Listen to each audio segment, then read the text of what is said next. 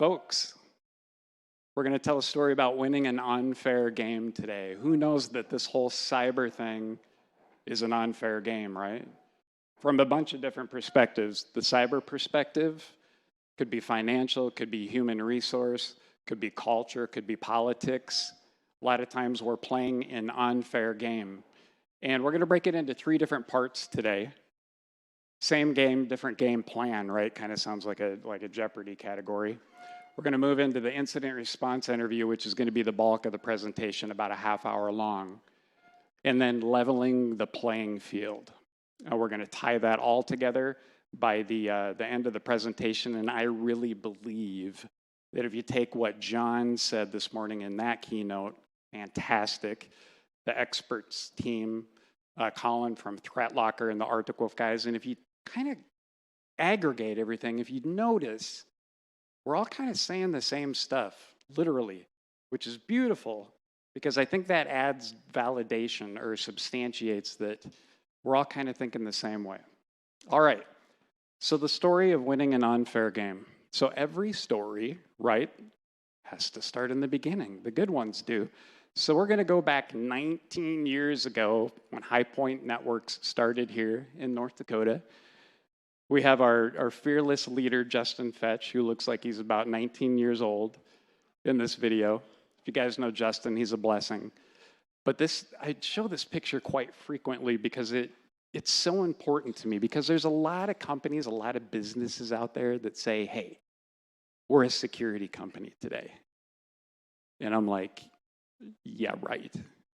Okay, but from day one, if you notice, Justin has this little wall over here in his cubicle, right? It's this kind of his motivational wall, right?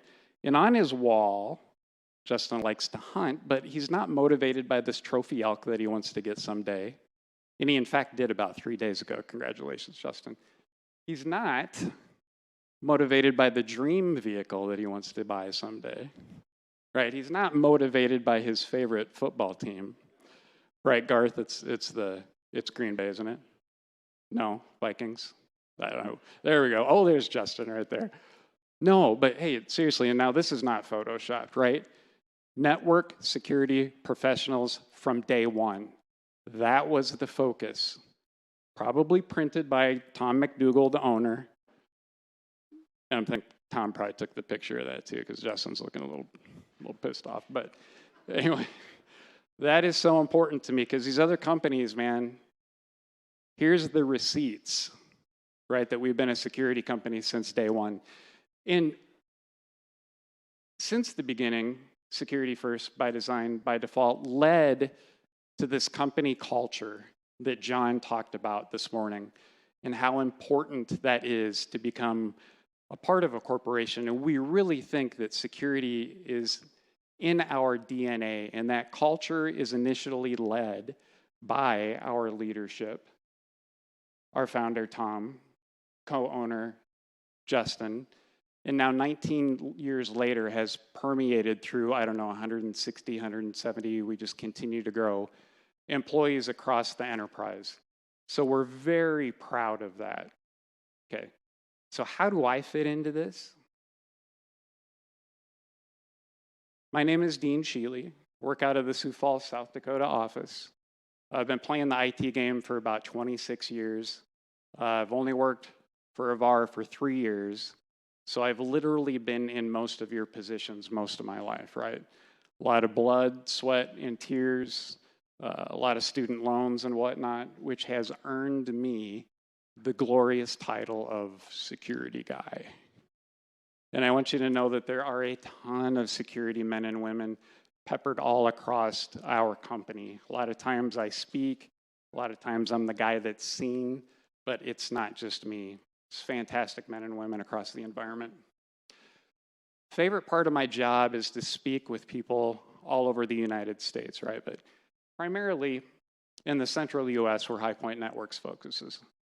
And I love speaking with these people because there's a lot of positive things happening with tools and technology, but specifically the people, the passion.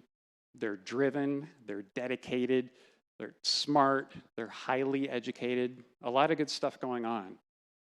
But just to keep it real, folks, Well, I was going to be brutally honest with you.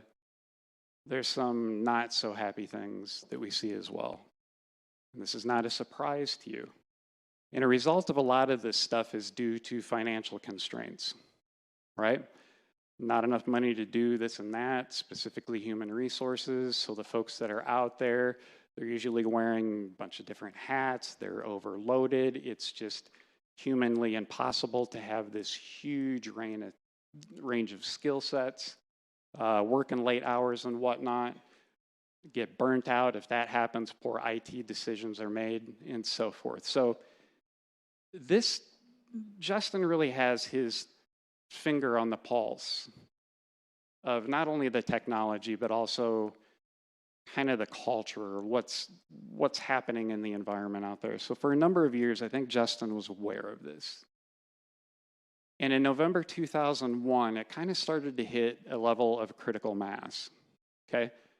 And then at the same time, November 2001, I believe that we were helping a customer out with an incident response thing. And I think for Justin, that was that point of critical mass where, man, he's like, we got to do something. So he assembled a bunch of the security people through the company, and we all kind of get in a conference room, and Justin, in a very compassionate but urgent way, says to us, folks, we need to figure out how to sell more stuff, which I'm joking about. Justin would never say that. And I want to tell you how refreshing it is to work for a company that's not wired like that. But no, he brings us all in the conference room, kind of talk about what's going on, and he says, folks, seriously, we need to serve our customers. We need to figure out what really matters. We need to laser focus on that, and then we need to communicate it out to everybody as quickly as possible. Now, Justin's communicating this to a lot of people, but I feel like he's saying it to me specifically.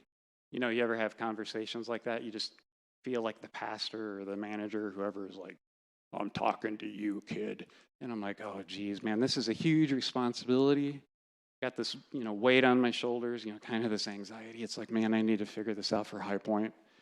So I do what any seasoned, educated, experienced security officer would do, and I leave that conference room immediately, and I go back to my desk and shut the door, and I start watching Netflix.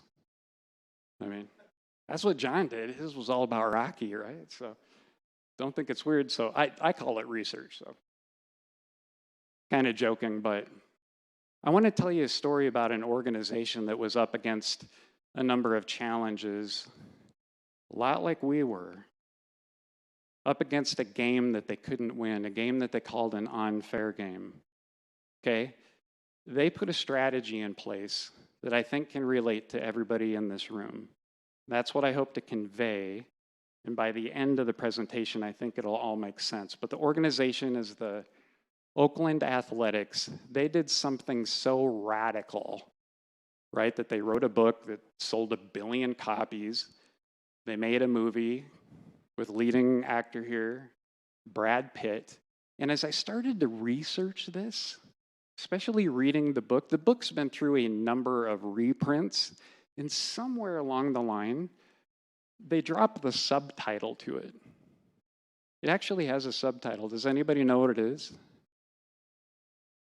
I don't know if you can see it. I apologize for that. Just trust me here. It says The Art of Winning an Unfair Game. Okay? Now, the Moneyball story, even though it's baseball, it doesn't have a lot to do with baseball. So if you're not a sports person, please don't check out. So anyway, the story in a nutshell kind of goes like this. The character played by Brad Pitt is the general manager of this Major League Baseball team, who's one of the poorest teams in the league. As a result of that, he has a lot of the same problems that we do. Employees are wearing too many hats, they're burnt out, the facilities aren't that great, but most importantly, for him to win, he needs to pick players that can perform. But he doesn't have the budget to do that, nor will he ever. So he needs to figure out how to win this unfair game. Who knows that the cyber thing is an unfair game, right? Yep, we're all on the same page there. So he needs to take another strategy. So long story short, he runs across this guy, played by fantastic Jonah Hill. Jonah knows nothing about baseball, okay? Ivy League grad, economics, something like that. But he has an unusual talent, which is, from his economics degree, look at businesses and to determine what's valuable about them and what's not. And then based on that, make stock decisions, acquire businesses, sell businesses. He identifies these attributes and puts a value to them. Okay, so Brad Pitt over here, general manager, is like, well, you buy and sell stocks and commodities and bonds and real estate and businesses and all of this stuff. He's like, I purchase players. Let's kind of put those two things together and see if they work. So sure enough, they get together. They have, baseball has a bunch of stats going 100 years back or whatever. And Jonah starts doing the numbers, and he realizes that the way that the baseball players have been chosen over the last 100 years, using this set of attributes that everybody perceives as valuable, are in fact maybe not as valuable as they thought they were. Now, on the flip side of the coin, they recognize the attributes that are valuable, and those players are not being chosen. Or if they have been chosen, they're just getting, the lowest salary possible, the lowest contracts possible. So what that means is that Brad, general manager here, might be able to assemble a team of players with the attributes that matter for rock bottom prices.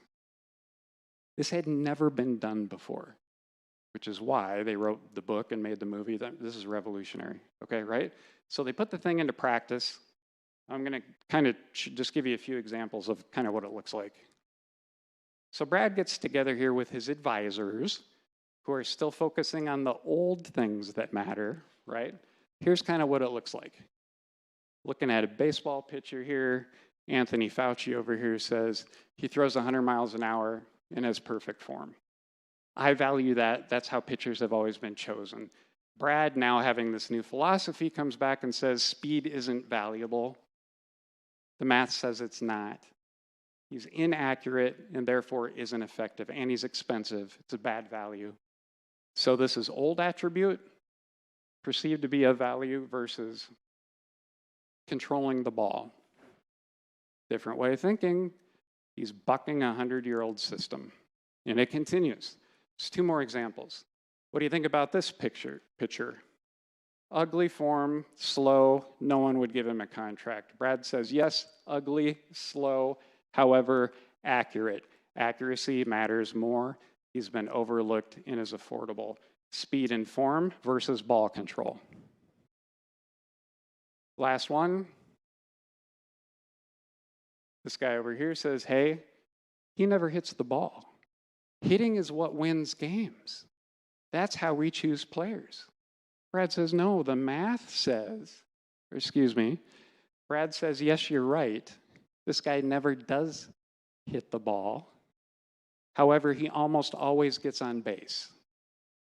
And that's what wins games. Okay? Hitting the ball versus getting on base. This guy is undervalued.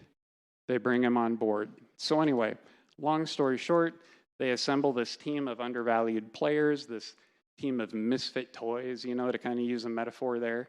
The season starts out, the Oakland A's are horrible. The season continues, they're not getting any better. Everybody figures out the philosophy that these guys have bought into, and they are the laughing stock of the baseball league.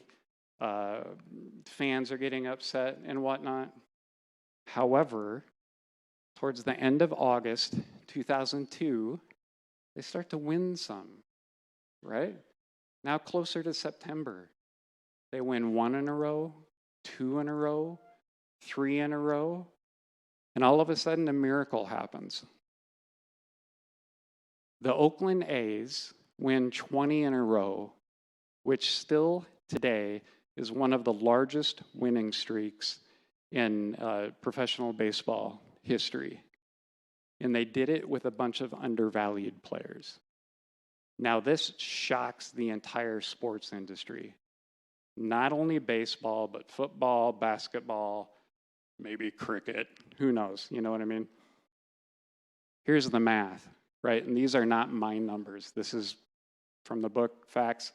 New York Yankees, 2002, 103 wins, breaks down to $1.4 million per win.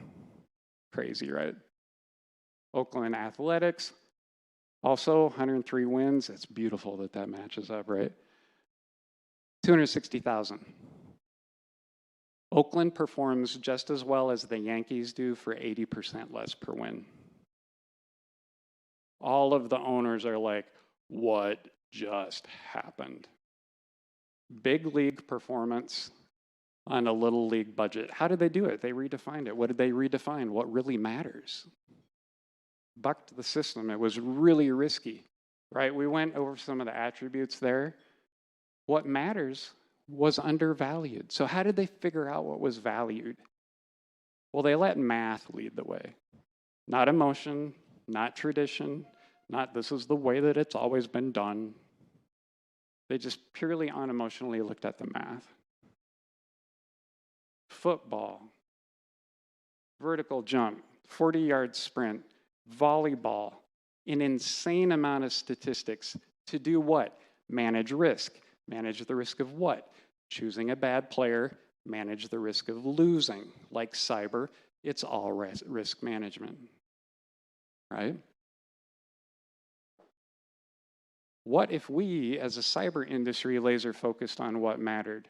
What if we let analytics lead the way and not marketing and buzzwords and acronyms and phishing, smishing, phishing. It's like, keep it simple, people. Seriously? Big league security on little league budget. Could this be the way to win the unfair game of cyber? So like Brad Pitt is choosing players. We have hundreds, there's 350, not only products, manufacturers up here. Okay, Brad's choosing players out of a pool of, what, I don't know, 1,000. We have like an unlimited amount of security control services that we can choose from. How do we know what matters? In my opinion, we've been choosing the same stuff for 20 years, and where are we at? I don't know.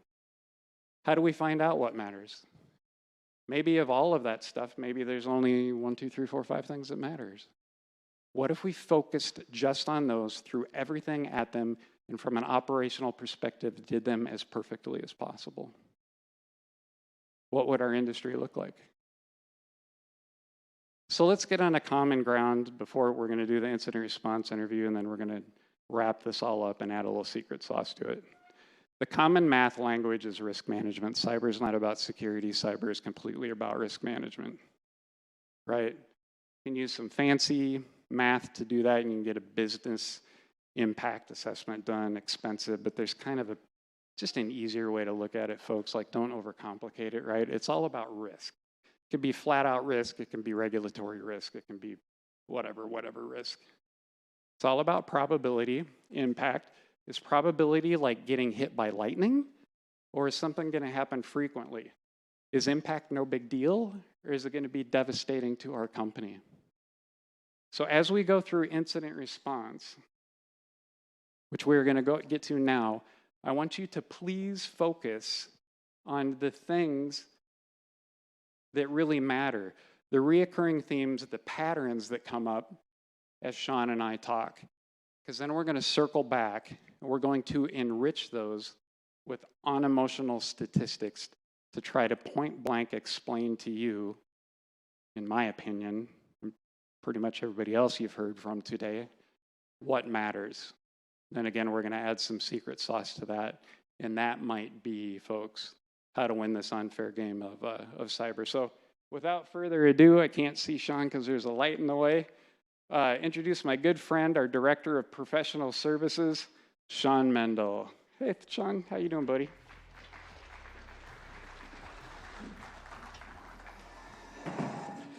All right, now Shawn and I, We have so much to cover. Well, I'm going to use notes because I guess I'm getting old. I got a few notes if I need them. We have so much to cover, we don't want to miss anything, so I'm going to take some notes here. So, Shawn, we're kind of pressed for time, so we're going to run through this pretty fast. Let's go. So here's what an incident response looks like, folks. Shawn's been doing it for like 5 years. We want to put you guys inside this experience so you can see and feel, get the emotion for what it looks like in case it ever happens to you. Look for patterns, look for what matters, and then we're going to circle back and talk about those after the interview. Okay, so Shawn, business has something going on, looks pretty urgent, looks like an emergency. Mm-hmm. So they end up contacting you in the middle of the night or in the morning. So what does that initial phone call look like? Well, if one of our customers feels like they have something going on, there's evidence of some sort of compromise, the first thing they should do is call us. No matter what time of day or night, someone will take that call and gather some initial information and get the process started. So by calling us versus sending an email or anything like that just helps us get our internal process spun up faster. So give us a call and we'll get rolling on helping. So when we have a personal emergency, what do? We call 911. You have a cyber emergency, know that phone number. I mean, that can be the beginning of your incident response plan, like literally. Okay, so the call is taking place. Mm-hmm. Back into patterns. Do you notice any pattern in businesses or verticals or sectors that frequently call in? All of them. That's the pattern. We in the last 18 months, we've seen 12 different verticals be impacted by some sort of security cyber incident. It's been across the board. It makes no difference on the vertical or the size of the company for that matter. It's been across the board. So the bad guys, I think you taught me the word they don't discriminate. They do not discriminate, absolutely not. Yep. Okay, so now the initial call is taking place. Here's what's going on. Hi, nice to meet you type of thing. So what happens after that? Mm-hmm. Well, after initial call to High Point, we will then initiate an internal process where myself or one of the service managers who will have the role of incident response manager will get involved. We'll spin up some communication bridge. We'll start taking notes. We'll start gathering information. We'll then do an initial assessment of what's going on, kind of try to scope exactly what has happened, what's been impacted, and then from there we will bring in the appropriate engineering resources. Sometimes it's depending on the size of the incident, maybe it's 1 or 2 of our resources, but we've had as many as 16 different High Point resources involved in an incident before it's all said and done. Wow, that's amazing. I was on one just recently, and Jason Holly is in the crowd, but when we get our ethical hackers involved, I think that's really unusual because they have crazy good insight as to what might be happening. So basically now you have a scope of an idea of what's going on, what the impact is. Maybe you've looked at the backups to see if they are possibly healthy enough to be used in a restore type of way. And so I think then you need to communicate this back to the business so that a game plan can be put together as to how to move forward. Is that right? Absolutely. So one of the first tasks we're going to do after scoping out the issue to understand the scope of what's been impacted is start looking at the recovery process. Are the backups that are in place viable? That's one of the first steps we're going to take to ensure that we can then begin a restoration process at some point. We're also going to get the rest of the business involved as far from the customer side, involving leadership from those teams. So they will have them join our communication bridge and begin to share with them what we've seen.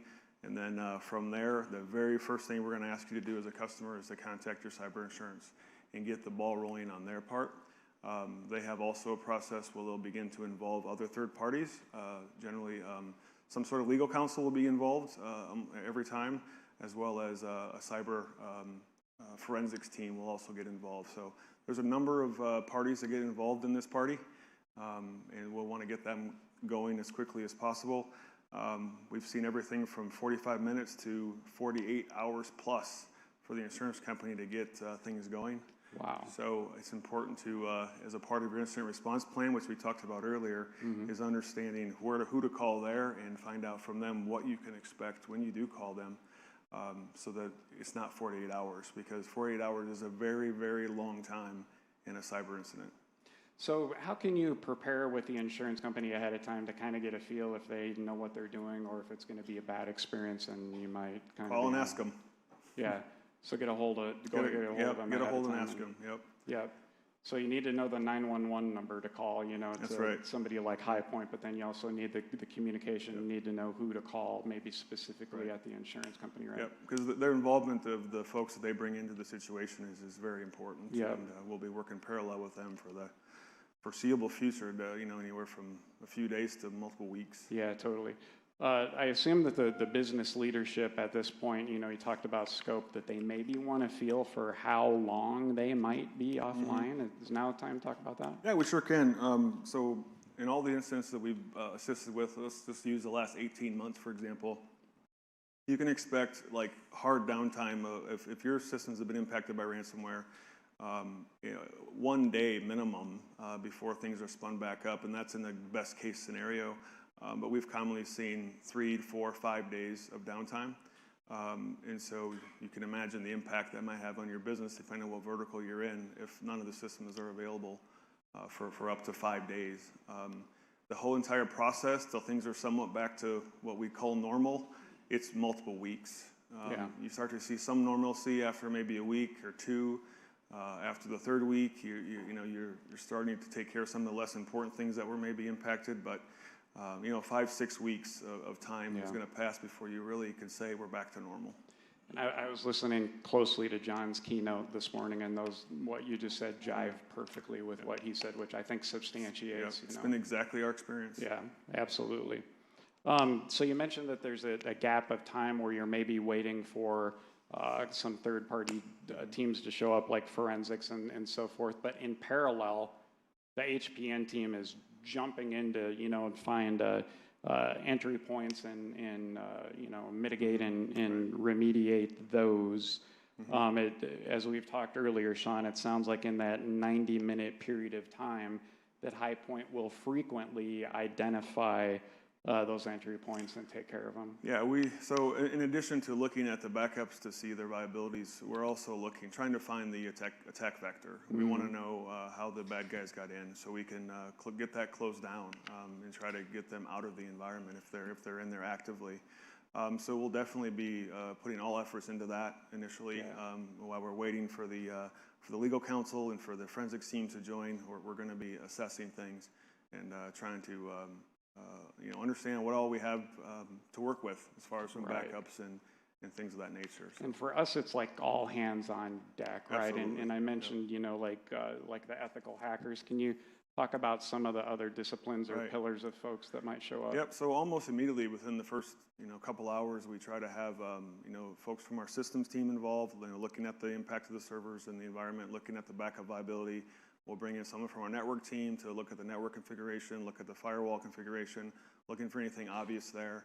We're also going to have, like you mentioned, Jason or one of his colleagues looking at logs, looking at whatever he can find for other indicators of compromise and maybe what that attack vector was. And a lot of times we locate it, we find it, and we're able to get that shut down even before the rest of the teams get involved. But we also have to proceed very carefully because we also have to be careful not to destroy any evidence that will be needed for the rest of the process to take place once the forensic and legal teams get involved. Yeah, absolutely. Okay, so here's one of those pattern questions, folks. Ready?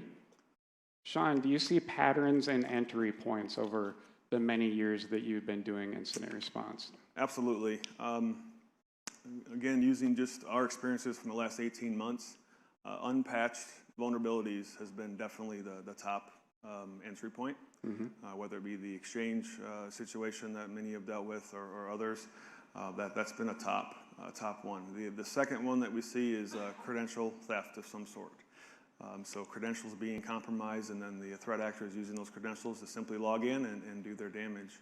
And then the third thing that's most common is misconfigurations. Misconfigurations of firewalls, misconfigurations of systems that allowed the threat actor to take advantage of that misconfiguration and enter the network. Yeah. Or things like not following best practices, like having RDP directly open to the internet, for example, things of that nature. Configuration. Yeah, configuration or not following best practices for how things are configured. Okay. Now I'm going to put you on the spot and make Shawn really nervous because we didn't practice this. Okay, I apologize. So this is on me. Shawn, would it be fair to say that darn near 100% of the time you see one or the other or the combination of credential, something that's not patched, something that's not configured correctly, or some type of email compromise. Absolutely, every time. Seriously. Yeah. We always have these postmortems, and it's like, well, if this would have happened, or if that would have happened, or I bet this and that. And it comes down to those things, folks, the what matters. And after this talk, we're going to circle back and kind of address those specifically. And I'm sorry to be theatrical about some of this language, folks, but I just want to just drive it home. I mean, 5 years of experience, all of this data and stats that we read, and it like comes down to like not too many things. Okay, Shawn, so the 90-minute period of time is over. Insurance is there. Forensics teams have showed up. For the rest of our little talk here, we're maybe going to use two different terms, which is High Point Networks, kind of doing the recovery team, and you also mentioned forensics team. Can you kind of differentiate what those are? Absolutely. So the main responsibilities of the High Point team is recovery, getting systems back up and running. That's our focus. The forensics team that will get involved, that the insurance company will bring in, they're going to be collecting evidence. They're going to be analyzing that. They're going to try to kind of lead the recovery effort a little bit. They're going to have suggestions, but it's a teamwork effort. Yeah. We work together on how to take next steps, what to do next. But they'll be a part of that, helping with what to do next, how to approach this, how to recover the systems in a manner that they can't be attacked again, to kind of harden things as we go. Yeah. So they'll be involved in that. But our primary focus is getting things running again as quickly as we can to get the business back and going again. Yeah, absolutely. And I should maybe bring this now, folks.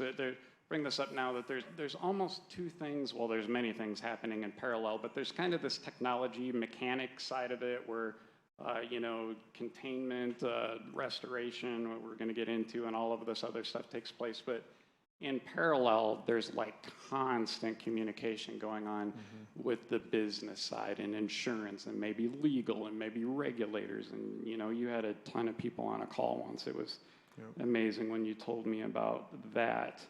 Okay, so we talked about those common entry points, misconfig, creds, email, things not patched. Okay, so the bad actor is now into the environment. Do you see patterns, Shawn, of things that actually result from that, like ransomware, like wire fraud, like... Right. Definitely the most common thing we see is ransomware. That's definitely over 50% of the time for sure, probably 60 to 65% of the time. There is a ransomware that happens to the environment where everything is encrypted. Sometimes it's just the servers. Sometimes it's the server environment as well as every PC. We've seen that as well. So that's the primary. The second one is just a breach of some sort where we know a threat actor has been present in the environment and maybe haven't seen what they've done, don't really know for sure what's happened. But what's really interesting is just in the last 7 days, so this is fairly new, the last two cases that we've been a part of in the last 7 days, there's been no encryption done. There's been no ransomware executed. However, all the data has been stolen. So they have, the threat actors have gotten in and taken everything that they possibly could get their hands on, or thousands of files, everything they get their hands on. And then, of course, the extortion there is, pay money, or we're going to try to sell this on the web. If we can't sell it, we'll give it away. So the last two hasn't had encryption in it, but the data has been stolen. I just want to echo that. It will be interesting. We don't have the data to support this. We don't. But it will be interesting to see if that assumption holds true. That's a pattern of the future attack. Exactly. And Shawn, you and I talk. We're going to get into recovery here in just a couple minutes, but it sounds like the recovery is getting almost robust enough and quick enough where it's like, why even bother with the whole encryption stuff? Let's just take it. Yeah, I mean, companies have done a really great job more recently with more robust backups, doing the air gapping, making sure that things are recovered more quickly. Well, if companies are able to recover quickly, encrypting their production data really is not going to get the bad guys any pay. I mean, we're just going to restore and keep running. So they got to do something else. So they got to steal the data. Now, there's been a number of cases in the last few months where both have happened. Data was stolen and it was encrypted. So that's been common for several months, where we saw both the theft of the data as well as the encryption. And of course, the extortion there is twofold. They want money for both, not to share it and to restore it. Totally. So for the sake of the rest of the conversation, we're going to assume that in this scenario that the customer is experiencing ransomware. So from a probability perspective, that's what it'll be. And in that type of situation, Shawn, I think the customer has 3 different options. Option 1 is to re-enter the data, which I frankly think is impossible. Number 2 is to actually pay the ransom. Have you ever seen that done, Shawn? Unfortunately, yes. There's been situations where organizations are left with no choice because there's not a viable backup. And so the negotiations are then done with the threat actors to get data back with a payment. So we've definitely, unfortunately, seen that. Now, you mentioned negotiation once or twice. Can you zero in a little bit on this unusual position of a ransomware negotiator? Yeah, absolutely. Most generally, the forensics teams that the insurance companies will bring in will have a negotiator on staff there, and they will do that. In some cases, they don't, and they will bring in another third-party negotiator, adding yet another organization to this. And so there's always someone that has to do that role, and it's generally the forensics teams that do it. And you mentioned to me that sometimes the ransomware negotiator will ask that the bad actors prove that the data has in fact been stolen. What does that look like? Right. So it's important to make sure to keep them honest, if that even makes sense. To ensure that they actually have what they say they have. And so the negotiators will work through a process of requiring the threat actors to prove that they actually have the data by providing sample files of the customer's data. So if the customer does pay the ransom, do they typically get the keys and the data back? In our experiences that we've seen, the answer is yes, but there's definitely no guarantee. We're obviously dealing with bad guys.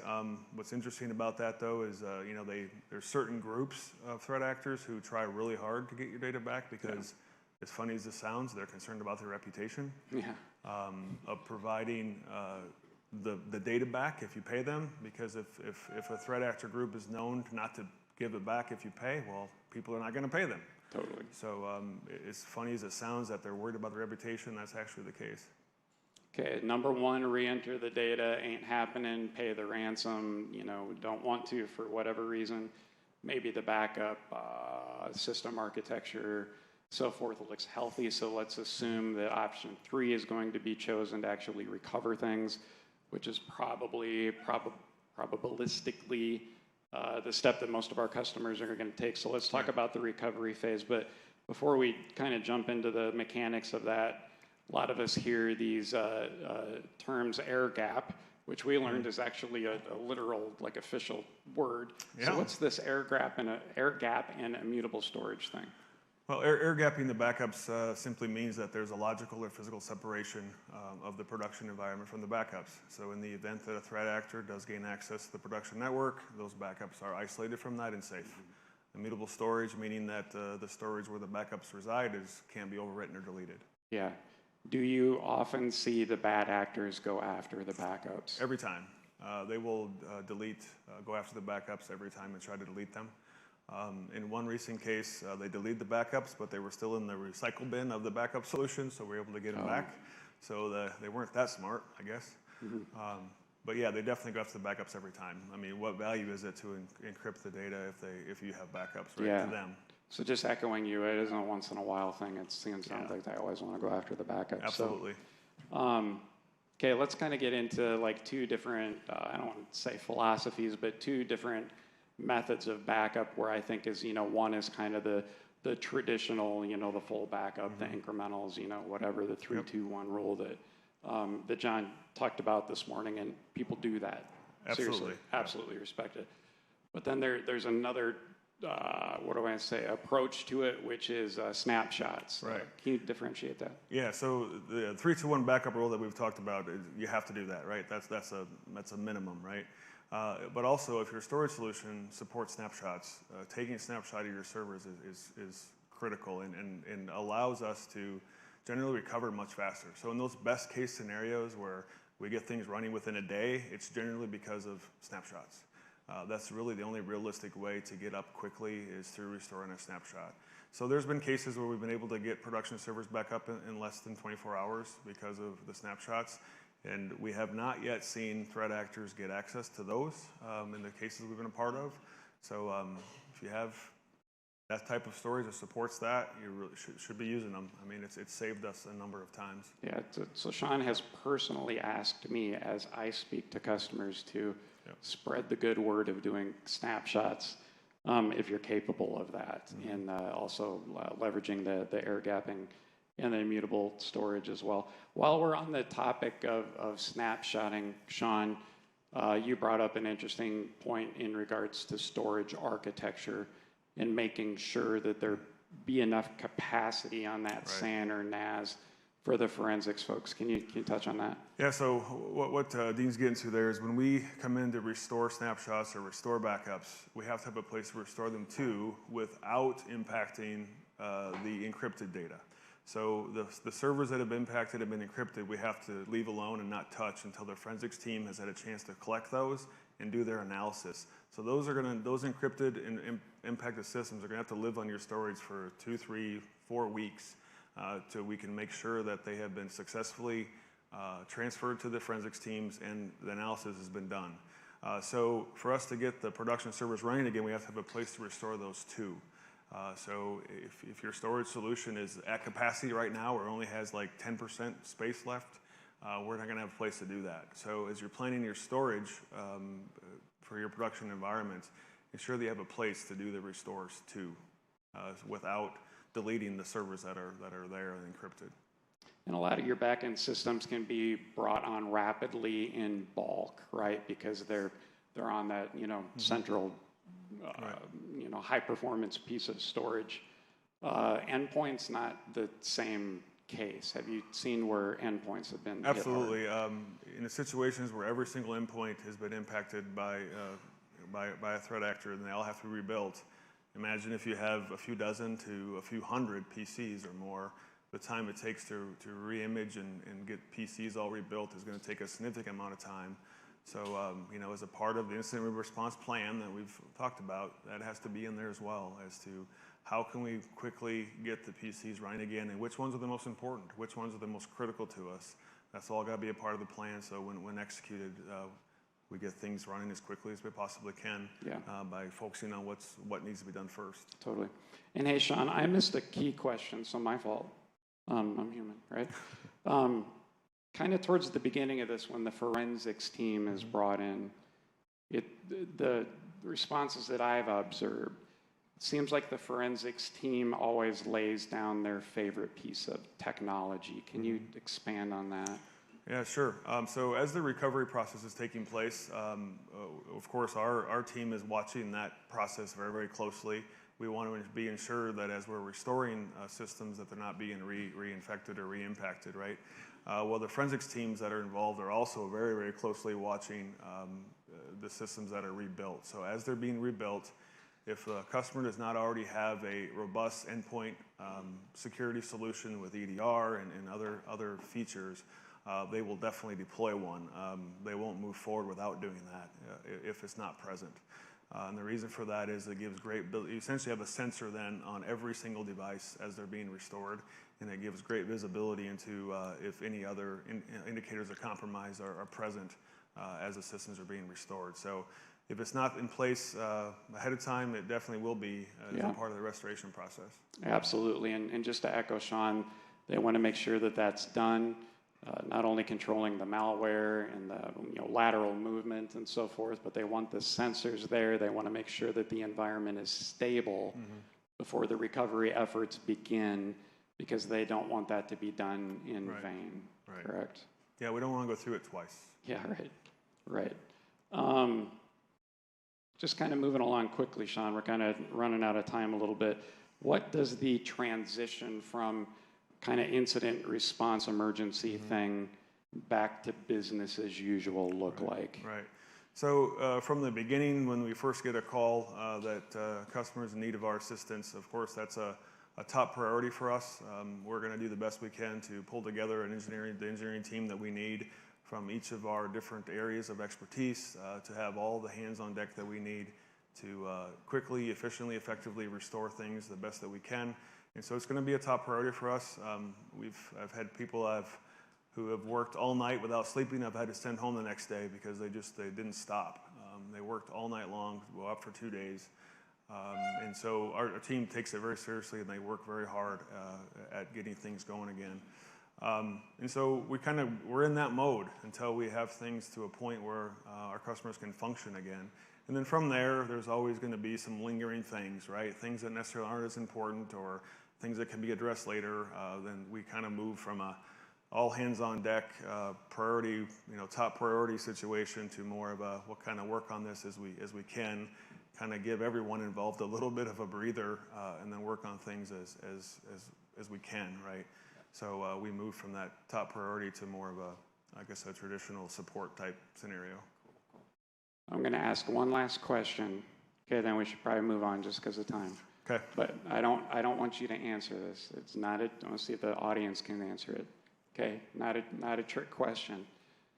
But after or even during the incident, the business leadership, legal, insurance, regulators, maybe law enforcement, whoever else heck shows up, there's one universal question that they ask. Does anybody know what that one universal question is? Say again? No, more specific. Can I answer it for them? Yep. What happened to the data? That's what they want to know. They don't care about anything else, folks. I'm keeping it real, brutally honest. What happened to the data? And quite often, nobody knows. Yeah, it depends on the situation. Right. They may not know, right? Or it can take the forensics team a long time to figure out. It can, or working with a threat actor, if they can prove that they have data, then obviously we know. But especially if depending on what the data is, right? If it's the entire company's employee personal information and those sorts of things, they want to know what happened to that. Where's that at? Totally. Because that kicks in, of course, other legal processes for notifications and all of that. Yeah, exactly, absolutely. Okay, hey man, we got like 10 minutes to finish this out. Okay. Shawn hasn't seen this part of the presentation, but I asked him to please stay up here. Move over this way, Shawn. What we're going to do is we're going to take those real-world observations that Shawn made. Find the clicker. Hold on. Where is it? And there it is. Hold on. It's underneath my phone where it should be. We're going to take those real-world observations and we're going to substantiate those with data to kind of validate that this is the stuff that really matters. And we're going to go through this fast, okay? And I should also say that this is recorded. If you ever want to go back and watch it or show it to your team members or whatnot. So did we, in fact, recognize patterns? I'd say absolutely, right?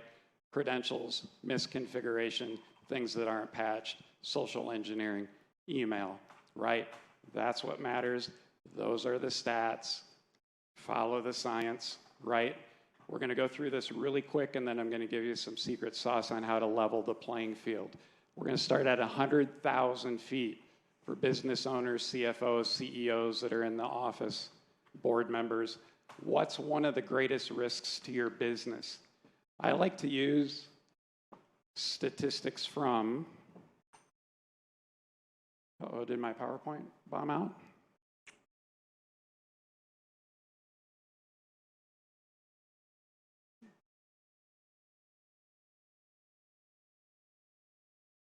Hold on, this is worth it. I can do it by memory. But if the PowerPoint's available, that'd be cool.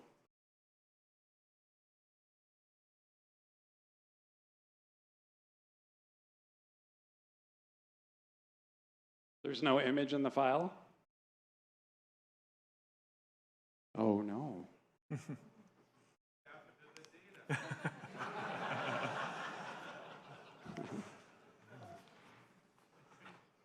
Trust me. I'll put a copy of this up on the web. Now you're going to have to trust me with data. Ugh. Willis, Watson, and Towers is one of the largest insurance juggernauts in the world. $10 billion company, 140 countries. They own the Sears Tower at the moment. They do not sell insurance. They advise insurance carriers on what risk is and how to structure their policies, okay? I have 3 different slides of data that shows the greatest risks over the last 10 years, okay? Data. Scroll down a little bit. Maybe they're not there. Oh yeah, there you go. Wait, go up a little bit. Up, up, up. Stay there. Don't move. Okay. Anyway, Willis Towers Watson's without a doubt cyber data theft as a result of that regulatory inquiry, and as a result of that, regulatory fines and penalties is the largest risk, in their opinion, to insurers across the planet, right? 2018-19, they skipped 2020 and went to 2021. They looked at US, Asia, EMEA, APAC. I don't think they looked at Australia. Asked 40,000 businesses what they thought was their greatest risk. And data theft was number 2, and just cyber hack or something like that was number 1. So I'm saying that to substantiate from 100,000 foot, and then we're going to go down, that perhaps the largest risk to your business, maybe more so than tornado or anything like that, is probably cyber, right? What is the greatest risk within cyber? And you look at the Verizon DBIR for this. It's ransomware. The growth of ransomware in 2021 eclipses the growth of ransomware for the previous 5 years, 2016 through 2020. And it continues to grow and grow and grow. So we put our Moneyball statistic hats on, and it suggests that if you are going to experience something, it is likely going to be ransomware, okay? I'm looking at the slide thing down here.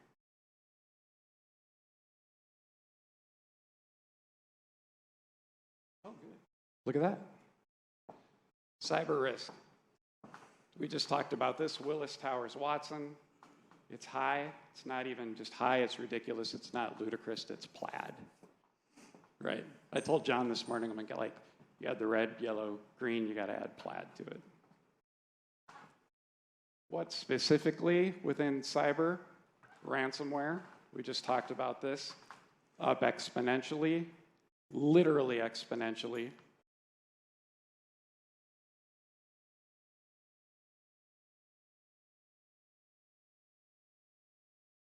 I have some data to support it. Something got messed up there, sorry about that. What leads to ransomware? Cyber's greatest risk. What within cyber? Ransomware. What leads to ransomware? Number 1, credentials. Unquestionably, right? Do our stats show up? No, they don't. Take my advice, Verizon DBIR. Across all attack types, credentials are used 50% of the time. In certain attack types, this would be web attack, and what we consider as general hacking. Credentials are used 80% of the time. This is why caring for credentials has become a part of your insurance policies, right? Because they understand that risk. There's probably nothing more important that you can do right now Man, that is weird. Then managing credentials. My provocative statement here is that there's a 100% likelihood that a credential will be stolen. I had a business ask me a little while ago, hey, we need a tool to make sure that our passwords are more complex. A beautiful company, and I compassionately said to them, but do you have MFA in place? No. Assume your credentials are going to get stolen. They just are. This one is plaid as well.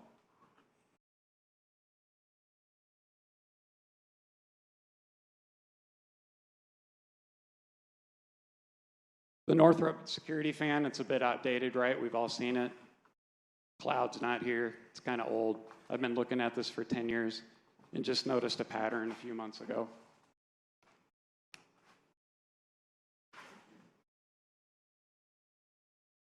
Down that side is identity and access management. Why do they go after it? Because if they do, if they get a hold of an identity or a handful of identities, they walk through those layers of controls. They don't matter, right? Identity is everything. Anybody else see the other pattern? Identity and data out. It's going to be interesting to see what happens to DLP over the next 3 years. Okay, what leads to that? We talked about credentials. Oh, phishing is number 2. My stats probably won't show up for some reason. There's almost 100% likelihood that during a phishing test, somebody will click on something. I talked to one of our phishing campaign folks this morning on the way here, said industry average is 5%. That's 5 out of 100. He said good is 3%. That's 1 out of 30.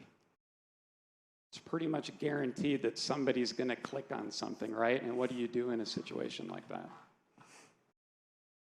How do you protect yourself? You need the email firewall. Oops, you also need the security training, next generation endpoint, and also zero trust as well. Number 3, vulnerabilities, right? We've went through that today. It's amazing, Shawn, how much we see things that are misconfigured and just exploited. Shawn and I actually think that the probability for vulnerabilities is higher, but we see this all the time. Okay, so just a few more minutes, folks. We're almost done. I got to drive this home with the secret sauce. Okay, so you put all of that together. Those 3 categories are supposed to animate down here, but that's how we control those. Primarily, you have to have them. You just have to have them. Statistically, it's what matters. If they fail, you need strong endpoint security, 0-point endpoint. This is critical. You need 24/7 monitoring, correlation, and response. If nobody's watching that in the middle of the night or on the weekend, security is a 24/7 thing, folks. And if the whole thing falls apart, you need robust backup and recovery. The kicker is operations. This needs to be done as perfectly as humanly possible, day after day after day, but especially on nights and weekends, right? So now you can kind of see the whole stress burnout thing start to happen, right, that we showed on the United States map.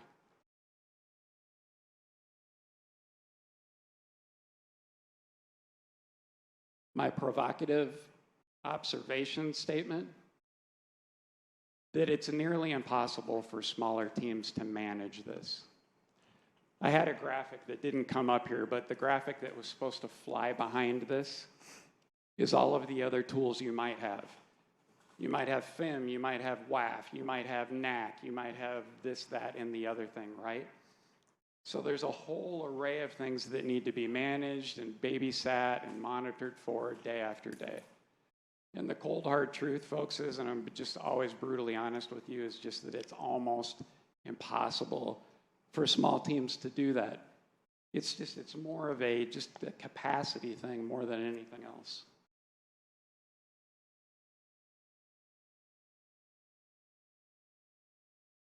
And folks, I'm sorry my slides aren't working. Oh good, it finally came up. I think there's only one way to deal with this. And again, it's supposed to be a fancy graphic there. The only way to deal with this, in my opinion, folks, is to ask for help. And I really think the only way that is done is through professional services, co-managed services, and fully managed services. What you need, if you remember to that slide with all of the High Point employees up there, is you need that partner, the teammate, the small army of people with an array of skill sets that are there to help you 24/7, 365. And I believe, not that we don't make mistakes every once in a while, but I believe that better together of your professionals and our professionals working together as a team, focusing on these specific things that matter, laser beaming on those, doing them as perfectly as we can day after day after day, is in fact, folks, maybe the best approach to winning an unfair game. So with that being said, that's the end of our presentation today. I apologize for the PowerPoint not working. I'll record a video and put it up on YouTube or something like that so you guys can see that if you want to. But on behalf of High Point Networks and my good friend Shawn Mendel here, I'd like to thank everybody for attending the afternoon keynote. All right. Thanks, guys. Have a great day.